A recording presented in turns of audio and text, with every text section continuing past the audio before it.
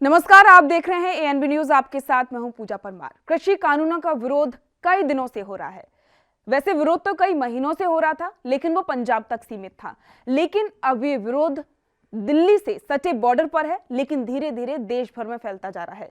किसानों ने साफ तौर पर कह दिया है कि अगर केंद्र सरकार बहुत ही जल्द से जल्द इन कृषि कानूनों को रद्द नहीं करती तो फिर पूरे देश भर के किसान इस आंदोलन में शामिल होंगे और देशव्यापी किसान आंदोलन शुरू होगा। अभी तक तो किसान दिल्ली से सटे बॉर्डर पर बैठे हुए हैं और वहां पर कड़ाके की ठंड में अपनी मांगों को पूरा करने की मांग कर रहे हैं। लेकिन केंद्र सरकार अभी भी किसी भी बातचीत से कोई भी नतीजा निकालने को तैयार नहीं है। पिछले कई दौर की वार्ताएं हो चुकी हैं और कल भी एक वार्ता होने वाली है किसानों के केंद्र के साथ में। उम्मीद जताई जा रही है कि हो सकता है कि इस वार्ता से कोई हल निकले। लेकिन जो कि राजनीतिक दलों के नेता हैं वो यही कह रहे हैं कि अगर अब तक जितनी वार्ताएं हुई हैं उनसे कोई हल नहीं निकला तो फिर 5 दिसंबर को होने वाली वार्ता से क्या हल निकलने वाला है। विपक्षी दलों के नेता तो यही कह रहे हैं कि केंद्र सरकार ये पूरी रणनीति उसने सोच समझ के बनाई थी ताकि कृषि को पूरी तरीके से जो उद्योगपति हैं उनके हाथों में सौंप दें, किसान परेशान हो जाए और अपने ही खेतों में वो पूरी तरीके से एक मजदूर बनकर रह जाए।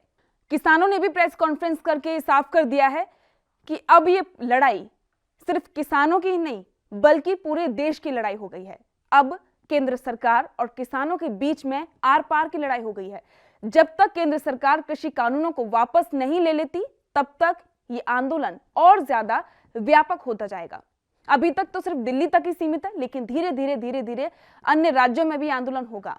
और इसी के साथ में ये भी कहा है कि जनवरी तक ये आंदोलन काफी ज्यादा व्यापक हो जाएगा। लेकिन उससे पहले केंद्र सरकार ने उनकी बातें मान ली तो फिर वो अपने घर पर वापस चले जाएंगे। लेकिन केंद्र के रवैये को देखते हुए ऐसा लगता नहीं है कि केंद्र सरकार कृषि कानूनों को रद्द करने के बारे में सोच भी रही है, क्योंकि केंद्र भी अभी तक जितनी वार्ताएं हुई हैं उन सभी में किसानों को समझाने की कोशिश कर रही है और किसान यही कह रहे हैं कि कृषि कानूनों को रद्द किया जाए। पहले तो किसान ये भी कह रहे थे कि अगर एमएसपी उनकी फिक्स कर दी जाए तो फिर वो मान जाएंगे, लेकिन अब किसानों ने जिस तरीके से प्रेस कॉन्फ्रेंस की है उसमें साफ कर दिया है कि अब केंद्र सरकार को कृषि कानून वापस ही करने पड़ेंगे, क्योंकि ये देश के किसानों की बात है।